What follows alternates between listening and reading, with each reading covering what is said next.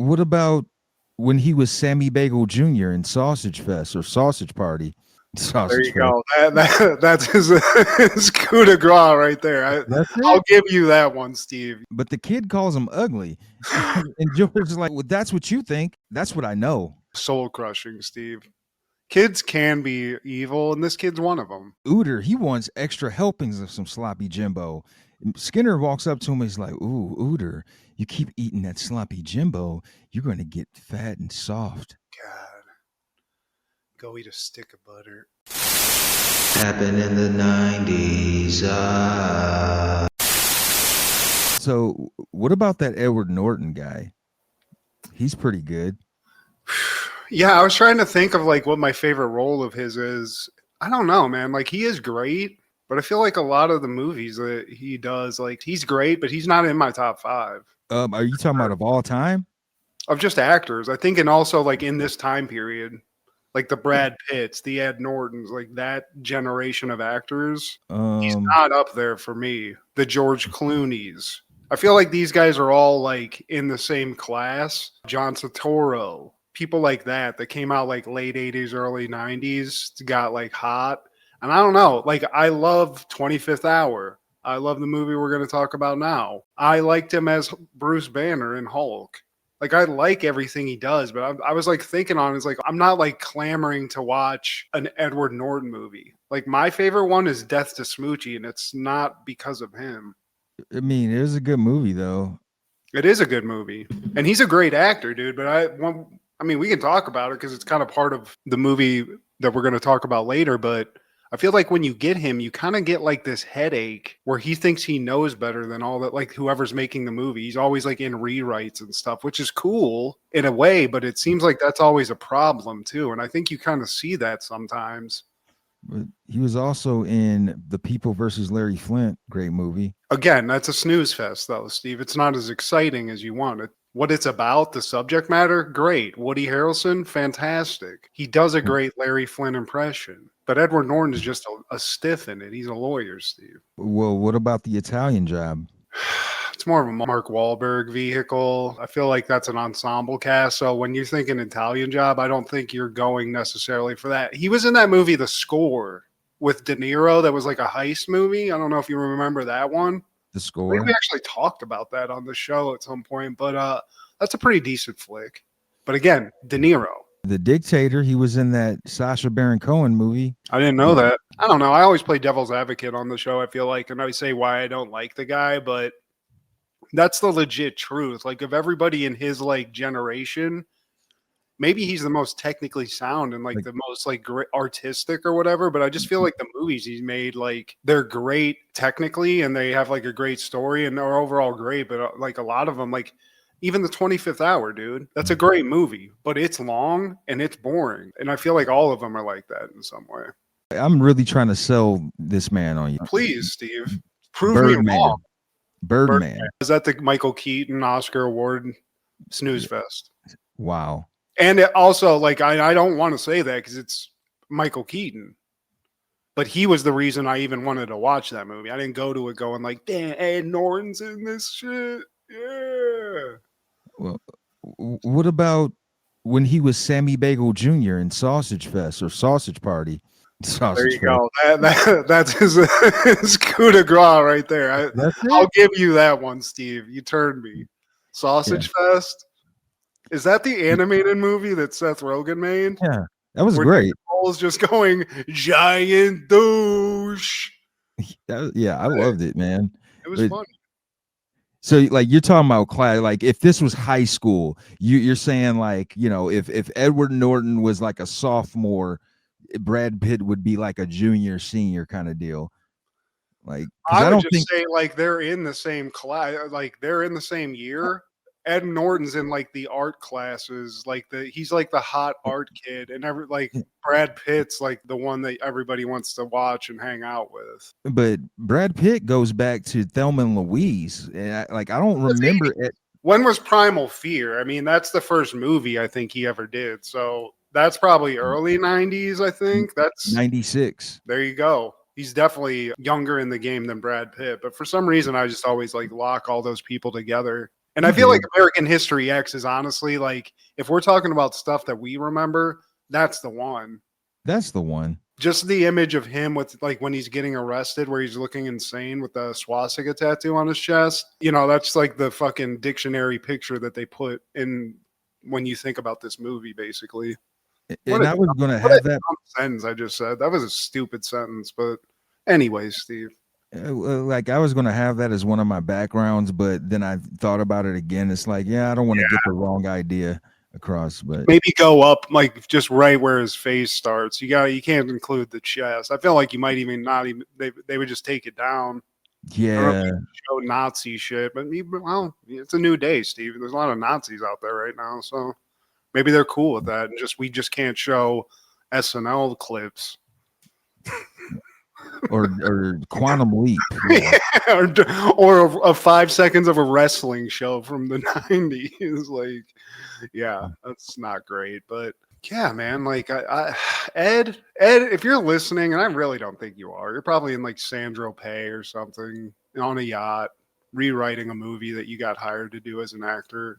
You're great, man. You're freaking awesome. You're huge in the 90s, and you got into Marvel. And it's one of the few guys who is so artistic that he got into a Marvel movie, and they let him tinker around with it. They were like, all right, you can go ahead and do something on this one because, you know, you're Ed Norton, basically. So there's something to say about that. But, yeah, Ed Norton, great actor, possibly a problem behind the scenes, Steve. I did not know that, but nonetheless, Eddie, you're a G. And shout out to my Jewish homies. What? Mazel tov, guys. What's up? This is Steve G and Maggie with Happened in the 90s, a show where we talk about what happened in the 90s. So get out your magic school bus and your incubus, because it's a shame the way you mess around with my heart. It's a shame the way you hurt me. It's a shame the way you mess around with my heart. It's a shame the way you hurt me. If anybody on the chat can name who actually that song is, I'll pay you $5. It was originally done by the Spinner, so bring me my money. Damn it, Steve! I'm not paying you shit. Well, hey, I tried. Today, my friend, we're talking all things October 30th in the 90s. Starting off in 1990, Moni Love would release Down to Earth. And this is the one with It's a Shame. This is the song, Steve. When you put it on here, I'm going to be honest with you. I didn't even know this was a musical artist. I was like, Moni Love, is this a movie? Never heard of it. Then I looked it up, come to find out that, I mean, I remember that one song, didn't remember any of the other songs. Also, didn't know that particular artist or that song came from a UK artist, Steve. Yeah, man. British rapper. Okay, was that Arnold? Did our British rapper? Yeah, I don't know. My British rap. I'm British. I'm a British rapper. That's how they talk, Steve. It's weird. I gotta be. It's not the best. I always go to the one impression you did on that episode where you're like, "Can I trouble you for a biscuit?" I do. I does. That's pretty good, Steve. See. But yeah, man, 2-time Grammy Award nominee, and I feel like she's kind of done a hiatus. She did some albums like Down to Earth in 90, and then she did In a Word or Two in 1993. I don't remember hearing this. I remember hearing the song for sure. And the song's a banger. It's a shame. It's fun. Yeah, man. And she's cute. Also in 1990, Big Daddy Kane to release Taste of Chocolate, another pioneer. The song with Barry White, Steve. Yes. That's a banger. That's my favorite one on the whole shit. It's a banger. There's a couple like pretty decent songs. This is like very like obviously like early 90s rap. You know who Big Daddy Kane always reminded me of? Sir Mix-a-Lot. Oh wow. Like the way they rap. It just it sounds kind of similar. But okay, I can see what you mean. Sir Mix-a-Lot. But Big Daddy Kane, dude. Kane. The man is a pimp, obviously. Listen to the Barry White song and just tell me that this dude isn't a pimp. That's all I gotta say. Cause I Can Do It Right. That's another one of my faves. And he also did a song with Rudy Dolomite Ray Moore Yeah. called Big Daddy versus Dolomite. And anytime Dolomite speaks, man, I'm all ears. There was one other song near the beginning, Dance with the Devil, possibly. Dance with the Yeah. Devil. It's a good album. I'm going to be honest. I have not listened to this before we put it on the list, but I always like dug Big Daddy Kane's style. It's just, a rap. It's not really before our time, but right when we were too young to really know what good was. Yeah, that's what I was going to say. Like a lot of the guys that you did like when you started listening, like they were influenced by Big Daddy Kane. So shout out to another OG. That following year, 1991, Seinfeld aired season 3, episode 6, The Parking Garage. The four lose their car in a parking garage, imperiling Elaine's new goldfish, George's night out with his parents, and Jerry's painfully full bladder. Oh my God. Great episode. I never have seen this episode, Steve. This is the first time. I've never seen this one.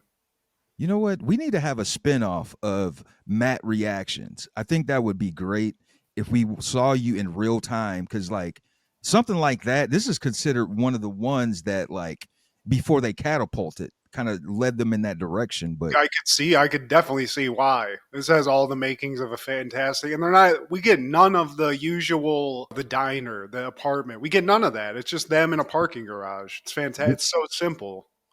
I think it might be the only one like this where you don't go to Jerry's apartment or any of that. Obviously, they're in a network. They could have built a set. I wonder where they shot this. Well, I was sitting there watching it like, man, where the fuck was this on a movie set, or did they just shoot it in a parking garage? Because it just is.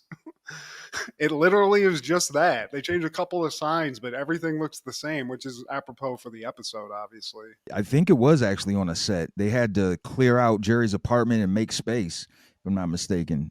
He started it off with Jerry on stage doing his comedy act. And he's like, you can't just go to a store in the mall. It's an upright map. Yeah, you can't find anything. You get lost. When you're looking at that little map, that's not 3D. You're walking around. So in his joke, I think he says something about putting suction cups on your shoes so you can stand on the map and kind of be like, oh, okay, I'm here. It's over here. It's one of those jokes, Steve. Those a couple of suction cup sound effects. But as a pothead, this is 100% up my alley. The parking garage and getting lost in a mall, Steve. It happens to me every time I go to someplace with one of these things. Yeah. In fact, when you came here, this happened to me.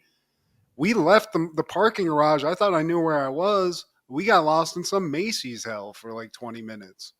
Yeah, that was wild. Now we go to the mall, and they're all going downstairs to get to the parking garage.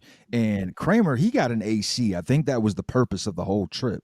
Yeah. And he's the only one that got one, though, Steve. Cheap AC, Dave. And to be honest, looking at the box, this might be a return. That thing's looking raggedy. Box isn't even fully closed. They're having a hard time finding the car. We find out that it's currently 5:00 p.m. and that's right in the smack dab of traffic, rush hour. Which doesn't work also for anybody. Somebody brings up but it's a time when everybody's trying to go in the city or out of whatever it is. And Jerry's like, that doesn't exist. People are going in and out of the city. Everything's fucked. Everything's, traffic's bad no matter which way we're going.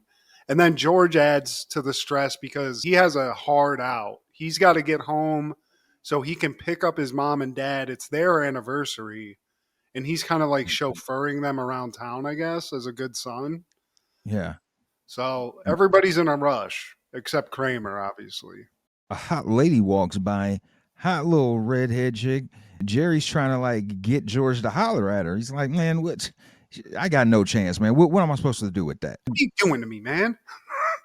Put me on the spot. I'm coming to hang out with my mom and dad on a Saturday. It's ginger hottie. Very dejected. And also Elaine, she didn't get an AC, but she got this carnival style goldfish in a plastic bag, Steve. I don't know why you bought that at a mall. I don't know where you bought that at a mall. But she's just worried about this fish constantly. Should it be living in the bag? Is it dying? Is it going to die in 20 minutes? How much time does she have?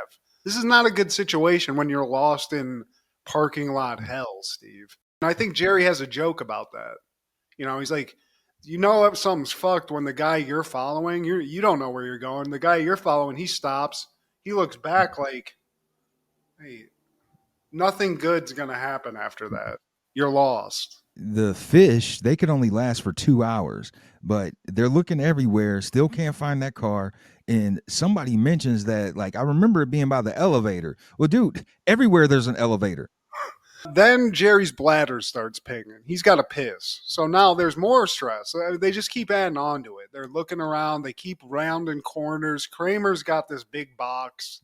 He's struggling. Finally, he says, I'm putting this fucking thing down. I'm going to put this over here. He just puts it beside a car. And he can't remember where his car is, but he's going to remember where this AC is. He also tells Jerry, dude, just go. Go behind one of these cars. Like, there's no point in holding it. You got to go. You got to go. And so Jerry's just like, all right, man. Fuck. All right. Well, I'm going to just wait. I think I'm good. He doesn't go quite yet. Elaine's looking around, and she basically is like, well, maybe somebody will help us, like, drive us around. You know, maybe somebody will take us and, like, help us find the car. So she starts trying to flag people down. She's being a bitch about it. But nobody's helping her, Steven. This is real. I wouldn't help her. I'd be like, you know what? I got somewhere to be. I don't know. You know, get loose with excuses. But before we get to that, the crew, they see this lady just roughing up her kid, like rushing her up to the car. George, he steps in and he's like, look, I don't think that's necessary. You shouldn't be doing all that. She's like, look, this is my kid. What business of it is yours? He's like, well, when it comes to kids, it kind of is my business. I think it's all of our businesses. So she's like, shut up, and just gets in the car. But the kid calls him ugly. And George is like, well, that's what you think. That's what I know. Soul crushing, Steve. Kids can be evil, and this kid's one of them. I recognize this kid from something. Yeah. He's one of those like 90s stable kids. I don't know if he's ever sassy, but he's just one of the whites. One of the whites. One of the whites. But he gets in the car. George is left stunned. He's like, what? What? You believe this? Adam Wiley. And he was in Picket Fences. Okay. There's got to be more than just Picket Fences. But Adam, or whatever your name is, nice. He looks like Freddy Krueger now. Oh. Robert Englund II. Junior, maybe it is. Maybe it's Robert's bastard son. George is getting his soul crushed by a kid and his mother. They still can't find this car. Kramer's just chilling. Jerry has to piss. And finally, all the pushing from Kramer, Jerry's like, fine, dude, fine, I gotta go. And honestly, Steve, I'm somebody who, maybe I'm getting older, I have to piss a lot. I've done this, and I have no problem with it. So I agree with Kramer in this one aspect. Just piss. Jerry finally gives in. He's like, well, fuck it. So he goes to take a piss. He turns around. A cop was staring at him the whole time. So we cut to the police office, I guess, or the security office. He's trying to cop a plea saying, I've had this condition since I was 12. Doctor told me I needed to go or I'll die. He's got uromycetitis or something, Steve. You don't know, Officer Jerkoff. I'm going to die if I don't pee. I'm gonna die if I don't pee. And that's on everything. I got a presidential pardon to urinate wherever the hell I want to. Unfortunately, my brother took it. So I don't got that necessarily. I don't have the actual document. He's probably pissing all over the place with that thing because Lord knows it's like a key to the city, Steve. This is a hard-ass parking garage rent-a-cop. This is a guy too old for this shit, it appears, Steve. No nonsense. All the excuses, it's not working. And he's coming up with excuses. Like, you know, I could have been pouring a bottle of water. You know what I'm saying? That's what it was, yeah. You know. I had a bottle of tepid water, and I can see where there would be some confusion here because me pouring a bottle of water out with my back to you sounds a lot like me peeing. So... you know what? I get it. You don't even have to apologize to me. I'm just going to head out. This guy won't let him go, Steve. And we got Elaine, and she runs into this black guy, and he's like, look, me and my friends, we can't find our car. So if you could just like drive us around the garage and like help us find it. He's like, no, I can't do it. Oh, you can or you won't. Yeah. I just don't want to do it. Yeah. So you're okay with just leaving us here? That's right. Yep, absolutely. See, that's the attitude I would have, Steve. That's the modern day attitude. I don't know you. I don't give a fuck. You might kill me. I don't know. in 2 seconds.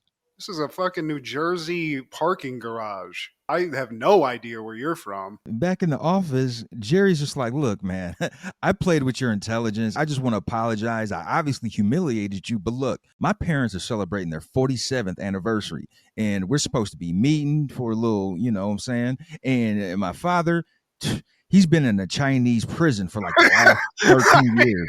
So he's throwing out kid lies, Steve, and these are of the outlandish nature. We're like, where did that even come from? Yeah, just a little sprinkle of CNN. I love how he throws in those details though, because when he first says, he's like, "Listen, man, Mercy Street here. It's my parents' 50th.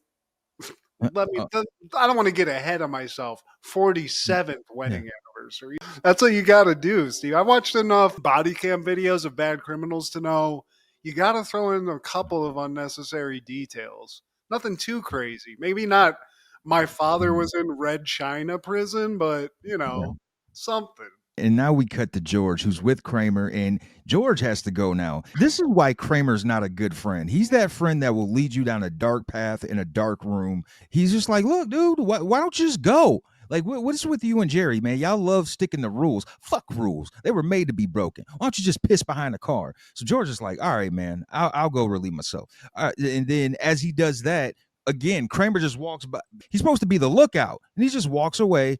And before George even like pulls his thing out to piss, who is a security guard? He's Does right he have like there. his nose when a dick's about to come out? It's like a Batman signal. It's just like a penis. Just like flashing in I the- smell dick. I'll be right back. I smell. And also this fucking parking garage, and this is true of all parking garages, because there's always little like weird alcoves that you can like hide in. But for God's sake, this guy's going like into the darkest corner, and he's just standing there. He's not even being like, "Yo, stop!" He's watching him go.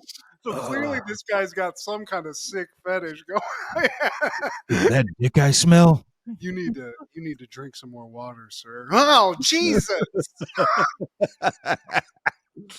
Yo, and then so he brings George into the office, and George's like, "Look, man, my parents are celebrating their 47th anniversary, Right? yeah, and your father's in a red Chinese prison." Your family's doing that too, and he looks over, and Jerry's in there and waves. So they're both screwed. What kind of cop is this, Steve? He can smell dicks. There's some kind of public urination ticket that you can get in a parking garage now. It's a felony. Oh, I guess so, but damn, New Jersey does not screw around with public urination. Well, I mean, depending on how you look at it, it could be seen as public exposure, you know, especially if a kid walks by. Indecent exposure, I guess. Wow, okay, well, you're really getting litigious with it. I'm just saying, hey, this guy's trying to flex a little too much. He's a New Jersey parking garage attendant. Chill out. Hey, Tell man. me you never went back there and pissed, old man? That's what I would be saying the whole time. But anyway, Jerry and George are walking away with some kind of a fine. Elaine's can't get a ride to save her life. Kramer's by himself. And George knew this was going to happen. I love how the whole time he's like looking at his watch like, this is it. This is it. It's over with. My parents are going to hate me. I'm a bad son. So, I mean, I don't know, like, in real time where we're at, Steve, but to me, that ship has already sailed. Pretty much, man. George and Jerry, they're finally out of the office. They go downstairs, and George, he just can't overlook this Mercedes that's double parked, and I'd be pissed. Oh, hell yeah. Especially when you can't find your car. Like, look at this fucking guy taking up all this shit. And he's like, look, Jerry, look at this fucking idiot. I'm going to spit on it. And I do like Jerry in this. This is kind of the Jordan aspect where he's like, you know what? I'd love to see that. You know, he's just pushing, he's egging you on a little bit. So Jerry's cool with it. And George does the Ace Ventura, gets a nice loogie up. And right when he's about to spit, this suave looking black dude comes by and he's just like, oh, nice Mercedes. German engineering, am I right? Yeah, man. Tell me where you got that from. Elaine, she shows up. Jerry says, like, yeah, man, we just got arrested for urinating. Now, this time, Elaine asks some bodybuilders, and they're just ignoring her. It's like, well, yeah, you little punks. Why don't you just go work on your pecs and lats, you know, gym bros? we're really impressed. And they turn around, but George is like, come on, man. Like, shout out to the blonde one, because I thought it was the guy from American Gladiators that was the surfer gladiator for a second. Me too. Could have been. Maybe we got on the gear and then really popped off. So now we got 3 people together.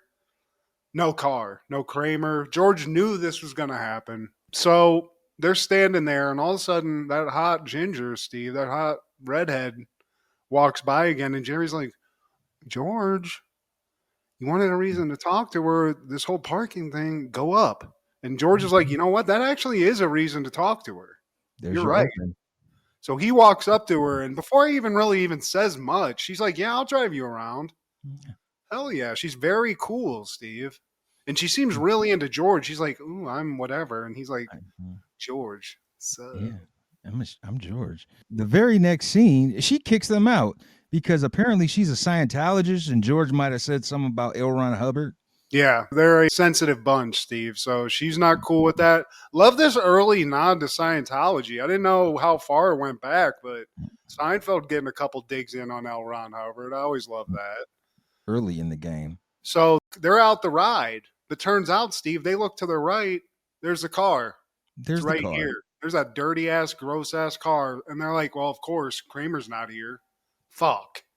Yeah. So we watch the clocks, that like sort of clocky montage thing. Cut to later. George is just basically asleep in Kramer's dirty-ass car. Kramer finally arrives with his box that has an AC in it, I guess. And George is like, what the hell? And he's, Kramer's like, man, I could have used you. I couldn't remember where I left the box. So he's taking a long time finding that. He gets there. They're all together. And he's like, look, George, it's fine. Like, I don't know why you're stressing so much. When's your mom and dad's thing? And it's like in 15 minutes. So he's like, oh, that's going to be a problem. And Elaine, where's your bag? Oh, yeah, never mind. They get in the car, but the car won't start now. Classic Kramer. Wham, wham. So they're stuck, Steve. But this, I got to give it to them.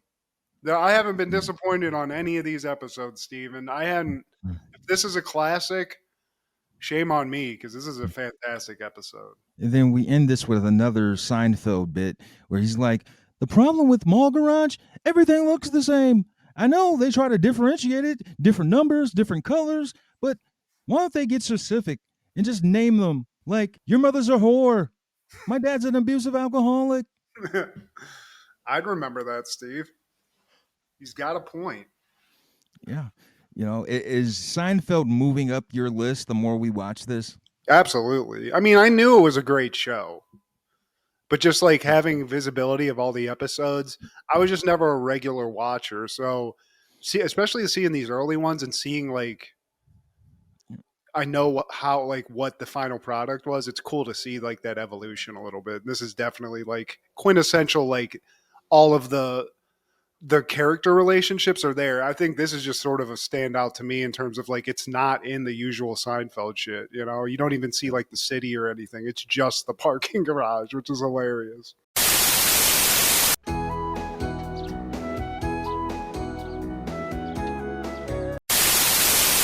A couple years later, 1994, Simpsons is airing Season 6, Episode 6, Treehouse of Horror V. The family's job at Mr. Burns' country estate goes awry when Homer goes mad. Homer's attempt to repair a toaster results in inadvertent time travel, and the school staff turns cannibalistic. You want to talk about classic episodes, Steve? Yeah. Treehouse of Horror, we're 5 seasons deep on that. But man, all of these I definitely remember, and this is definitely a class. I mean, how many classic Simpsons episodes are there? It's like, shouldn't even really say that, but yeah, this is a great one. And I love how this starts off. We get like the Simpsons opening, but Halloweenified. All the names are like Matt Groening. They even go that far on it. And then we open with Marge like on a stage, like at the high school, basically. And she's like, this is such a scary episode. Congress is not going to let us air it. It's too scary. So instead of that, we're going to be airing, what'd she call it? 200 miles to something. To Oregon? Yeah. So they start showing like this black and white Oregon Trail looking movie. And then all of a sudden the feed gets cut and we just see this black screen with like audio information on it. Yeah. And Bart hacked the system, Steve. Nice little Twilight Zone reference. I always appreciate that. That's my show. And the first vignette is the shinning. The shinning. The shinning. The family's in a car and they're on their way to the estate, and it's Tuesday. Marge asks Homer, "Did you remember to lock the door?" No. Yeah. Then it's Wednesday, Steve. Long trip, second long trip, but we made it. Wait, when you locked the front door, did you remember to lock the back door? No. Now it's Thursday, and then we leave Grandpa at the gas station, but then he just keeps going. Wait, are we gonna get Grandpa? They're pissed, but yeah, so they're taking care of Mr. Burns' estate in the mountains. So this is a Shining ripoff. They're in the mountains. I love Mr. Burns. Apparently, he's had some issues. The family before them, the guy went nuts and killed his family, Shining style. And it might be for a reason, Steve. And this is something funny about Burns. He never remembers who Homer is. Like, this man's been working for your company for years, and every time he comes into his presence, he's like, "Who is this man, Smithers?" A lot of people, Steve. He's an important person. So they're getting the lay of the land. Bart sees groundskeeper Willie, because groundskeeper Willie's there taking care of the shrub maze. Bart cuts through with a leaf cutter. And then I think Willie says something in his head, and Bart's like, "What's haggis?" It's something related to haggis. And Willie's like, you heard my thoughts. You got the shinning. And Bart's like, "Wait, you mean The Shining? You want to get sued?" Yeah. Because he could hear groundskeeper Willie saying something about, "If your dad goes gaga, you need to do this." Yeah. He's got the shinnin, Steve. Meanwhile, Mr. Burns is showing them around. And as they're leaving, you see them loading up all the beer. And I think Smithers cuts the cable. And so Homer's got no beer and no cable. And Smithers is like, Mr. Burns, maybe this is why the guy went crazy last year. And Mr. Burns is like, well, here's the deal. If we come back and this guy killed his family, I owe you a nickel or something. I owe you a sandwich. Something stupid. And then when Homer realizes this, the beer's gone, no cable TV. He's like, "I'll kill you. I'll kill you all." But at first he's like, "No beer." All right. So they're worried, but he's like, "You know what? I can handle this." He leaves, leaving the family to themselves. And then we see him just like in The Shining at the bar, right? Yeah. And there's a ghost Mo who's the bartender, and they're doing the Shining thing. And Mo's like, "Look, man, if you kill your family, I'll give you a beer right now." And Homer's like, "Why do I have to kill my family? Look, man, the ghouls and stuff, that's just what we want. So you do that, you get a beer." And that's really all Homer needs, Steve. And we cut to Marge, and she sees Homer's typewriter. She walks up to it, and the paper just says, "Feeling fine." But after she sees that, a bunch of messages pop up on the wall. Like, "If I don't get beer, I'll kill all my family," and all that kind of shit. No TV and no beer make Homer go crazy. And then when she sees that, she's like, "Well, that's not great." And then Homer shows up, and he's like, "Hey, Marge, maybe they're going to make a movie about this. It'll be called No TV and No Beer Make Homer something." He's so stupid, he couldn't even remember it. So he goes full on crazy. I mean, he's like, he goes speaking tongues crazy, Steve, for a beer. For a goddamn beer, Steve? Now he's cutting through doors and walls. He does the famous, "Here's Johnny," and no one's there. And then he cuts through another door. "It's David Letterman." It's his dad. Abe. Yeah. It's like, "Hey, oh, shit. Mr. Letterman." And what was the last one? He says something when he goes into the Marge one. He finally finds Marge, cuts through the door, and Lisa, she gives Homer a portable TV, and that kind of sedates him. It gets to the point where Homer, he's calm, he's serene, and then they all embrace. They just stand there, embrace so long to the point where they turn into icicles. Yeah, it's like the ending of The Shining. And I like how when he gets the TV, he's like, "Urge to kill, lessening, growing, lessening." But whenever I think something like the Tonys come on the TV when they're frozen, he's like, "Urge to kill coming back." Yeah. Right, trying to watch that. The next vignette is Time and Punishment. And we see Homer at the table with his family, and he's like, I'm a really lucky guy. And then we see his hands in the toaster. Unplugged, but buzzing with electricity. He gets it off, and he's like, man, that was crazy. And then Bart's like, wait, it's back on your hand, and it's back. So he slams it again, and he destroys his toaster, Steve. That's the impetus of this skit. And then he goes and fixes it. He adds some like tool time modifications to it where the insides are looking a little futuristic, Steve, but all's well that ends well, I guess. And he throws a piece of toast in the toaster to test it out. And he's figured out time travel, Steve. The toast goes in and he goes back to prehistoric times. That's got to be pretty freaky. I also like the Sherman and Mr. Peabody reference. Hell yeah, dude. Quiet, you. I always wanted to name my dog Mr. Peabody. What was that from? That was Rocky and Bullwinkle, right? Rocky and Bullwinkle, one of my faves, man. And now he's in the prehistoric times. He sees the dinosaurs, and he remembers what his dad told him. Don't step on anything, because even the tiniest change can alter the future in ways you can't imagine. I like that was his father's wedding night advice. You know? So he remembers that, but as soon as he has that thought, like this big mosquito starts like buzzing around his head. He's like, stupid mosquito. And he kills it. Yeah. Anti what he just said. And he's like, no. But then the post pops up. That's what sends him back in the future. It looks kind of cool. It looks pretty much the same, right? But this butterfly effect's a bitch, Steve. Because when he goes back into the kitchen, he sees his family, and then all of a sudden the floor turns into a TV. On the television screen is Ned Flanders. Finally home slavery, now. Hey, what the hell is that? Why are y'all watching stupid Ned Flanders? And he hears this from the TV screen, and Ned's just like, looks like we got a negative Nelly. You guys have to go to the Negification Center and get re-negified. And I think Bart says something about this, and he's like, yeah, Ned Flanders is the ruler of Earth or something. Like, he's the overlord, Steve. This reality, Ned's taken over. It's pretty dystopian because their house gets picked up. They get taken to a Negification Center where they get, like, clockworked orange into watching some video where they're supposed to just smile and laugh. They get out of that. The dogs are getting sick on him. So he pulls out those Larry Drakes and he's like, well, this will detract them or whatever.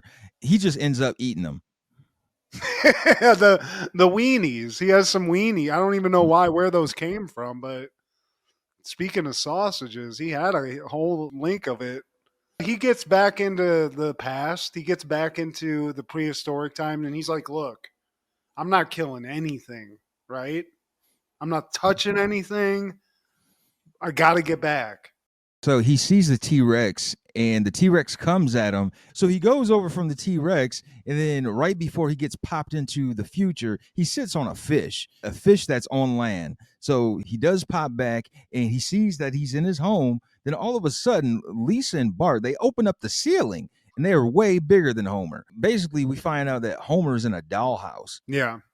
And they are like, oh, it's a bug shaped like Dad. Let's kill it. So then he goes back into prehistoric times again. So this just leads to him zipping and zapping out. I think the next time he sneezes on a dinosaur. But when he goes back into the future again, Simpson's wealthy. He's in a mansion. Patty and Selma dead. He's got a nice car. The kids are like very nice, right? Everything's great. But when he sits down at the table, he's like, hey, Marge, hand me a donut. Marge is like, what is that? Well, and he realizes there's no donuts and screams and goes back into the past. But as he does that, it starts raining, and their rain in this reality is donuts, Steve. He missed out on the perfect opportunity. Right as he leaves. Just like how I left Ohio. Now you want to legalize? So we go back again. I think at this point he kills everything. He gets pissed off and starts just wailing on stuff. Goes back into the future again. Willie shows up and he's like trying to help him. But you're still in my home? Yeah. But then Maggie kills him with an axe. Lisa. No, it's Maggie. It's Maggie? This is indeed a disturbing universe. So he goes back again, Steve. I mean, it's just back and forth here at this point, and Homer's out of options. And this is where he finally goes, screw it. I'm killing everything. He does that, goes back into the future. He discovers that everything is back to normal, right? It's all good. It's fantastic. Sits down, and right when he's about to eat, there's donuts, there's beer. Marge even is like, chill out. Beer's plentiful. Donuts, buy them by the dozen. He sits down, he's like, cool, made it. And then they start eating with like lizard tongues. And Homer's like, you know what? Fuck it. It's close enough. Yeah. That's going to be great in the sack, too. Yeah, I'm exhausted. Yeah, she can lick and suck at the same time. The final vignette is Nightmare Cafeteria. Bart wants to run a prank on Miss Krabappel. He's like, hey, before she comes in, let's turn our desk backwards. She comes in, and he's the only one with his desk backwards. Come on, guys. Yeah, she sends him to detention, but detention is full. So he has to go to the cafeteria, and it's getting full there, too. He's sitting next to that guy, Jimbo, who's like the bully that has the skull t-shirt on. And Jimbo's like, hey, check this out. And he trips the lunch lady. She spills like soup on him or some disgusting slop. Skinner comes over. He's like, Jimbo. God damn. And he like somehow tastes the stuff. And he's like, oh, got to figure this out. And this leads him down a path where essentially, Steve, when you go to detention, you become the food. Meet me in the kitchen, Jimbo. You can overhear the conversation with Jimbo and Mr. Skinner. Then in the very next scene, the teacher's lounge, and everyone's eating burgers. He's like, man, these burgers are good. Skinner's like, well, you know how I always said I'd make something out of Jimbo? Miss Krabappel was like, so wait, you killed Jimbo and processed his carcass and served him for lunch? Wink. They don't have a problem with this, Steve. They start eating it up. Doesn't faze them. They're evil. They're eating Jimbo up. Then we cut to the actual lunchroom. They're eating sloppy Jimbos. They're just throwing it out there. These kids, they don't give a shit. Now the teachers are becoming addicted to this. Yeah. They're even getting fat off these kids. Ooter, he wants extra helpings of some sloppy Jimbo. Skinner walks up to him. He's like, ooh, Ooter, you keep eating that sloppy Jimbo, you're going to get fat and soft. God. Go eat a stick of butter. He realizes Ooter's the perfect meal. He's like, wait a second, did you just cut in line? And Ooter's like, yeah. Detention. I think Ooter's like, well, how long? And he's like, well, probably about 2 minutes per pound will do it. Yeah. And then the next day, they're eating Uterbraten, Steve. It's German day. It's Oktoberfest at the school, and they're all eating Uterbraten. And now Lisa's like, don't you think it's weird Uter went missing and now we're all eating Uterbraten? The kids are scared, so they run up to Marge and they're like, look, Mom, they're eating kids at the school. Just tell them don't eat me. Yeah, I'm not going to fight all your battles. You guys are getting old enough. You guys need to figure this out. All right, Marge. Jeez. Back in class, they're still scared. And I think Milhouse looks up and Mrs. Krabappel was reading The Joy of Cooking Milhouse. And he's like, look, guys, I think we're next. So maybe we should get out of here. And everybody agrees. So they sneak out. I think they look into a room, the detention room. And now it's just cages with kids eating like slop and drinking water out of like hamster bottles. Yeah. Skinner's like just kind of messing with their heads, you know, playing the bad guy. He's overlooking the produce because he's looking out a window. He's like, yeah, I got to keep an eye on my free range children. He's got free. They're just running around, Steve. They're fenced in. They're about to be free range, whatever. We went to Perrysburg. We had some shitty teachers, but I don't know. Maybe they would have eaten us, Steve, if they could. I don't know. Henline, he tried to eat some minor girls, but I don't like the treatment of groundskeeper Willie throughout this episode. Yeah. He deserves better. One of my favorites. Axe in the back. Every sketch. What's that about? You just got to, Steve. It's horror time. You got to get an axe in the back. Now they're running. They get pushed like into a room that's basically a giant food processor for kids, Steve. Milhouse falls in, and Bart's like, surely you're not about to kill the Simpson kids, right? Yeah. And they get knocked in, but then Bart wakes up because it was all a nightmare, Steve. There's not eating kids. Are you crazy? No, there's no nightmare at all, except for the fog that whenever you smell it, turns you inside out. They turn inside out, and they end up doing like a Halloween number. 1, Singular sensation. As they're singing, it's kind of like weird. There's stuff about gore. I like how Santa's little helper just attacks Bart and is trying to eat his insides because they're on the outside. Yeah. It's a pretty dark episode, you know. I was watching this with Kendra. She's like, wow, they ate kids, all this stuff on this, like, you know, this is a cartoon, but what a great episode, you know, even with all the cannibalism, right? And I mean, out of the Treehouse of Horrors that I've seen, this is actually one of the scarier ones. Like, I'm talking about, I might get nightmares from watching this. My personal favorite one is the one where Lisa starts her own universe on her tooth. I don't know if you remember that one where they like shrink down and she's like a god because it was some like science experiment that she was doing for school. But these are memorable, and just having like a Shining spoof and stuff, huge. That following year, 1995, Ace of Base would release their album, The Bridge. Here we are, man.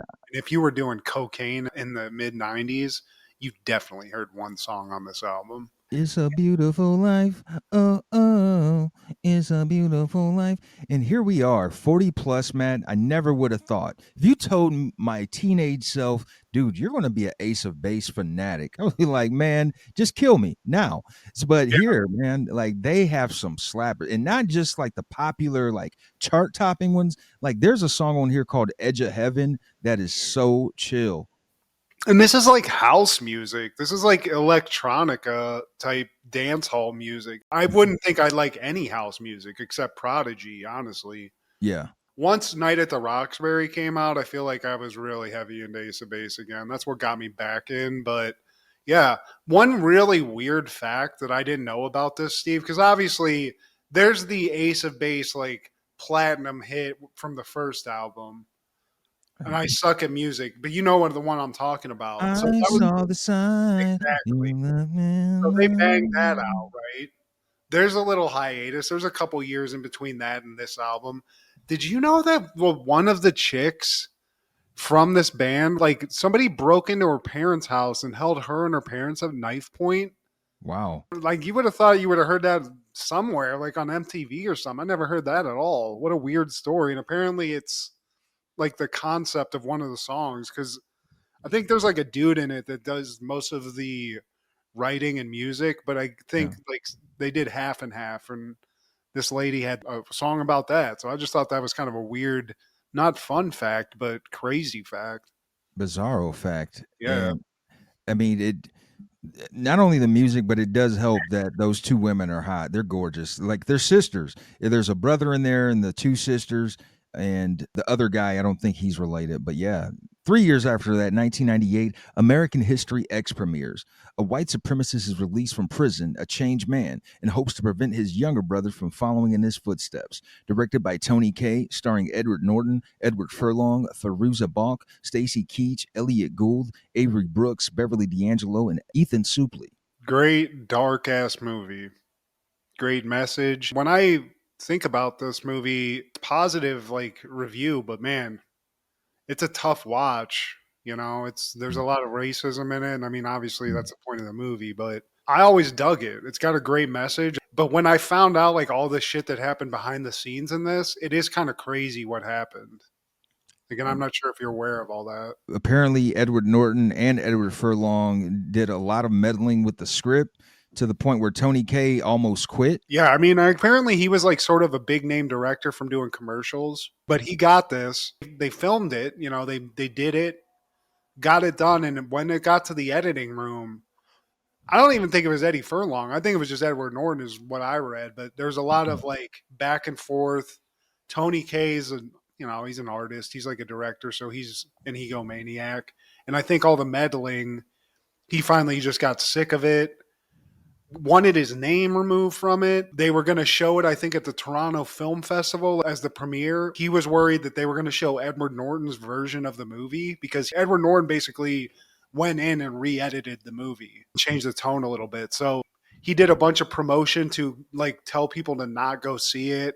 And he kind of like blackballed himself, to be honest. Like he got a second chance at like later on, but I think the process of this, he got on the bad side of like studios. But I got to say, with that being said, you don't like to hear that studios were meddling and like it's not the artist's vision who was like making it. but the finished product, I feel like, it's still good. And when I hear what the other version was going to be, I don't know if it'd be as satisfying. It's crazy to think Tony Kaye wasn't even pleased with Edward Norton's performance. Maybe he was just being petty, but I think that's what it was, dude. I think he was just like, man, fuck this dude. Yeah, because I'm like, dude, are we watching the same movie? Because this is his most iconic, probably.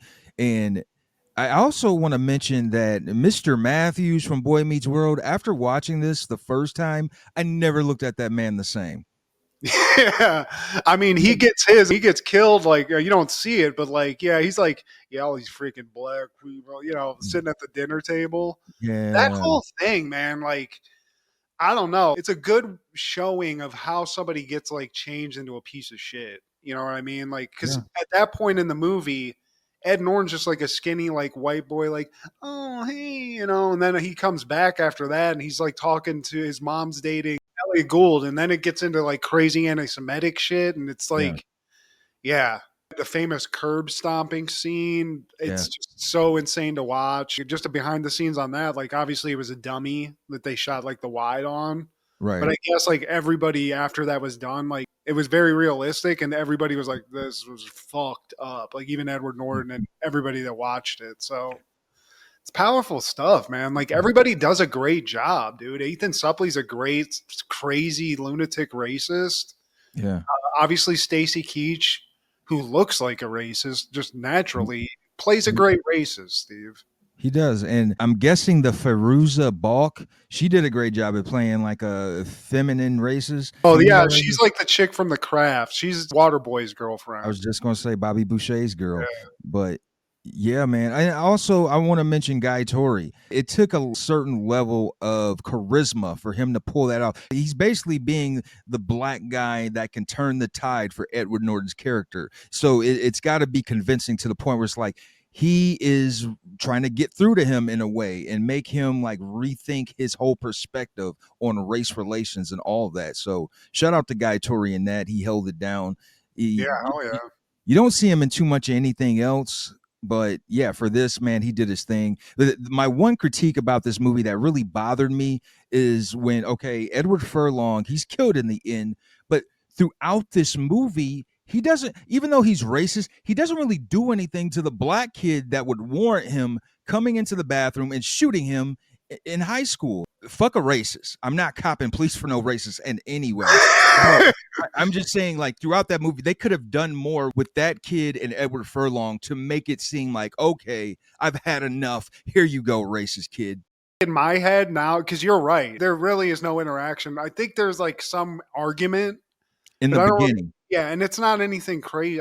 But I always think I assumed like somehow everybody knew that Eddie Furlong's older brother was this crazy racist that did that insane like murder. So like he's just on like the list to get got. You know what I mean? Okay. But it is a crazy ending, a dramatic ending. And what I found interesting was that Tony Kaye's version, Edward Norton's character, he was going to actually become a racist again.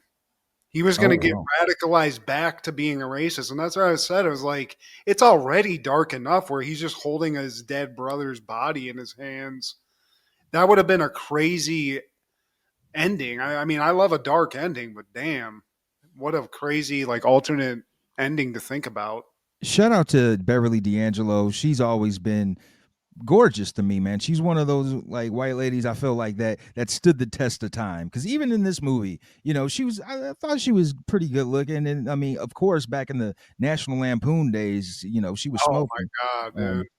Even in this, she's just like a booze bag, she's just like kind of like a white trash wife, just smoking cigarettes and getting sauced up. So I've seen a lot of pornos that start off that way too, Steve. So I wouldn't kick her out of bed. And fellow Ohioan, born and raised in Columbus, the C Bus. Oh hell yeah, dude! Beverly D'Angelo's from the C Bus. Yeah. Damn, I might have to go. Was Beverly back in town ever? Bev, girl, why don't you call me? You in town? Any callbacks for this week, Matt? We've been talking about it. It's a 90s movie, so fuck it, Steve. Guys, Jackie Brown. We need to have like a full episode just about this movie, but just bringing it up, the soundtrack, Steve, there's a lot of great movie soundtracks from the 90s. Right off the bat, Above the Rim comes to mind with with Nate Dogg and Warren G. Judgment Night. When you listen to Deep Cover also is a great one. Friday. I mean, it's just over and over again. But man, Jackie Brown, dude, Quentin Tarantino, I don't know if he picked all the songs or who did or what, but man, that, if you want some good soul music, that's a banger. That might be one of the best soundtracks of all time. So just shout out, Steve. Jackie Brown, I'm going to go on the record every time I can and just try to sell this movie to the world because it just doesn't get enough respect. Like, I think my only shout out is in 1997, Seinfeld is airing The Junk Mail, and this has a cameo from Wilford Brimley and Diabetes. But the main arc of this episode is Elaine is smitten by this guy who she thinks his smile is just perfection, and the guy is played by Toby Huss, aka Artie, the strongest man in the world, aka the voice of, I think, Cotton Hill, or he's the voice of like two characters on King of the Hill. But come to find out, the only reason she's smitten by his smile is because he used to be the king of mattresses on this local TV ad back in the day. And then so she just, I think she like has like a Mandela effect, or I guess, because it's in the back of her mind, like, it's something about his smile that I really like. And I think it's Jerry that comes across that idea. Because either George or Jerry sees it, it's like, dude, isn't that the mattress king? She wants to bang a celebrity, Steve. Why not? But that's all I got. Please like, share, subscribe, and comment. Please tell your sister she's a ugly asshole. Oh, she's a ugly asshole. Check out Food Show Fanatics as well as Crushgasm every Wednesday with Kendra G, our guy Clark the Shark on Podcastle, and Wrestling with Ronzilla on TikTok. This is Steve G and Matt G with Happened in the 90s. Matt was the fat kid, Steve was the flat kid. Life wasn't always great, but you know what was? The 90s.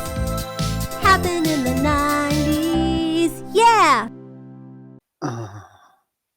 Oh, yeah. Tell them.